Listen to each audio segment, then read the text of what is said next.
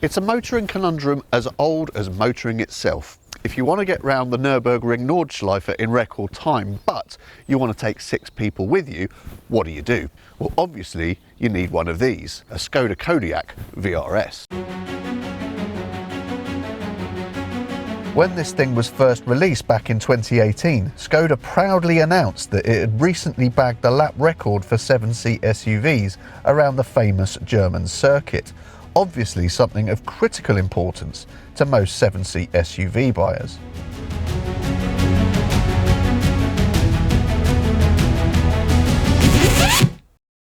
Meanwhile, back in the real world, while the vRS did feel a fraction sportier than your average Kodiaq, it wasn't by enough to justify the fairly enormous jump in price over more humble versions.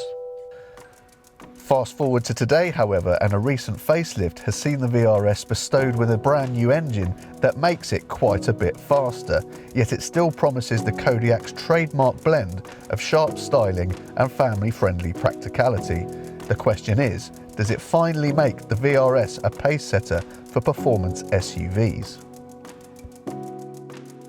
Before we find out, here's your by now quite predictable reminder to subscribe to the CarGurus UK YouTube channel. Go on, one little click and it's done, easy peasy. With the facelift, you'll notice the slimmer, curvier LED matrix headlights, and with the vRS version, you'll notice the massive gloss black front grille, the more chiseled bumpers and the twin tailpipes. You'll also notice the standard 20-inch Sagittarius alloy wheels, which at first glance look actually rather horrid, until you realise that these bits are actually plastic aero caps, which happen to be removable. If this was my vRS, those would be coming off straight away, because the wheels look much better without them, not least because you can see the funky red brake calipers. Performance car or no performance car, any 7-seat SUV has to cut it as a family car, and happily that's something that the Kodiaq does really rather well. With all 7 seats in place, the boot space you get totals 270 litres. That's a little bit more than you get in the average city car, so not too bad at all.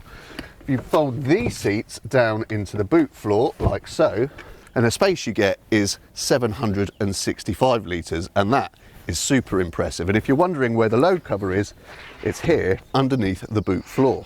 Drop the middle seats as well, which you can do in 3 parts for extra versatility, and you get upwards of 2,000 litres for cargo, and that's enough for pretty much any load you could reasonably expect to carry. So that's boot space, but what about passenger space? Well, let me demonstrate how it fares on that score by installing a 6'1" test dummy, me. Climb in the middle row and you'll find loads of headroom and legroom, enough to stretch out in comfort. The middle row slides backwards and forwards in 2 portions too, and this is a function you'll need to use if you plan to put anyone in the seats behind, because otherwise legroom in the 3rd row is very tight. However, slide the middle seat forward enough so that things are still comfortable, and that frees up enough legroom behind for an adult, although headroom is still pretty limited. Now granted, people of my size aren't going to want to be sitting back here for too long, but the fact I can fit at all is pretty impressive. And besides, the people that are usually going to be sitting back here in these seats are likely to be much smaller than I am. Limbo your way out of the 3rd row, which can be slightly undignified, and into the driver's seat, and you'll find a driver environment that's very pleasant indeed. You've got electric seat adjustment, although you do have to move the steering wheel for yourself, and you've got double red stitching and Alcantara dotted around the place, along with these faux carbon fibre panels, so it does feel fairly high quality in here.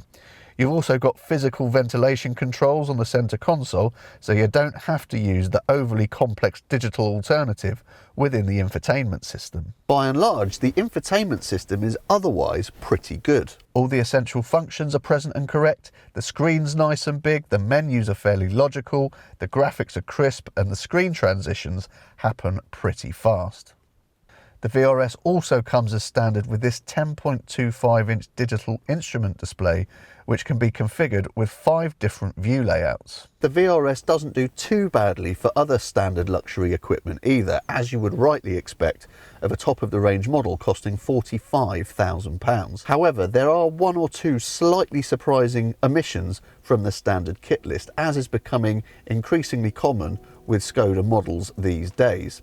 For instance, if you want adaptive cruise control, full leather interior or a heated windscreen, you're going to have to pay extra. So what about this new engine we talked about at the top of the video? Well, in the old vRS it was a bi-turbo diesel engine with 240 metric horsepower, but for the facelift that's been swapped out for a 2-litre turbocharged petrol with 245 horsepower. Now obviously that's not a massive difference in terms of outright power, but the bigger advantage lies in the way that that power is delivered. With any diesel, all the grunt lays at the bottom and the middle of the rev range, and by the time you get to the upper reaches, there's not a lot more to be had, so there's very little point revving it out. With the petrol, it pulls strongly from low down, but it then keeps on pulling the harder you work it, which encourages you to do so, and that gives the engine a far more frenetic character. It also makes the car a good bit faster. The diesel-powered vRS would see off the 0 to 62 dash in 7 seconds dead, but the petrol cuts that to 6.6 seconds, and that's quite a deficit. The other big advantage of swapping diesel power for petrol is that the engine itself is a full 60 kilos less in weight than the diesel engine was. Now do remember that everything is relative, and this is still almost 2 tons of big, tall, lumbering SUV. But nevertheless, this is a car that does handle really quite smartly. There's lots of grip and traction, helped no doubt by the standard 4-wheel drive, and the steering is spot on in terms of its weighting, its speed and its responsiveness. Granted, you don't get a huge amount of feedback through the wheel, but to be fair, that'd be asking a bit too much of a car like this. You also get an adaptive suspension as standard on the vRS, and that varies its firmness according to which of the various driving modes you select, apparently. In reality, you can scroll all you like between the firmest modes and the softest modes, and to be honest, you will barely be able to tell any difference whatsoever. However, it's also true that the suspension, regardless of mode, also does a brilliant job of keeping the tall body upright and controlled, and that helps make the car feel impressively stable in corners. For all that, the car is still too big and too heavy to feel properly sporty, but it is still a very quick way of getting from point to point. And the ride? Well, again, the modes make virtually no difference, but although it's a shade firmer than in most 7-seat family SUVs, it still does a very good job of keeping you comfortable, particularly on the motorway where the car feels solid, settled and civilised. If you're really nitpicking, then there are 1 or 2 other little disappointments with the vRS. The 7-speed twin-clutch automatic gearbox is a little bit lazy and benign in its responses, and you can't help thinking that if it had just a little bit more get up and go about it, then the car would feel a good bit faster still. And then there's the slightly uninspiring noise the engine makes. We know from experience that this engine sounds fabulous in other Volkswagen Group products, and in the vRS it also has a system that artificially makes the exhaust sound more burbly. But when you're getting your foot down, the noise is always too muted to properly stir the soul.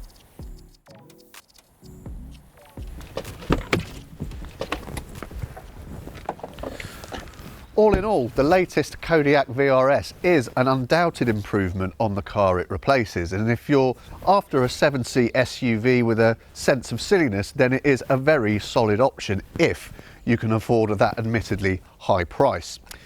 Is it the scalpel sharp sports car that its predecessor wasn't? Well, no, frankly. But with the laws of physics being what they are, we reckon that this is about as close as a 7-seat SUV is ever going to get. And it's still a very pleasant way in which to go about your daily life. And your kids are going to love it. What do you think of the Skoda Kodiaq vRS? Fun for all the family, or one of those cars that the world just doesn't need? Please let us know your thoughts in the comments, and don't forget to subscribe to the CarGurus UK YouTube channel as well. And as always, for great deals from a top-rated dealer on your next car, visit cargurus.co.uk.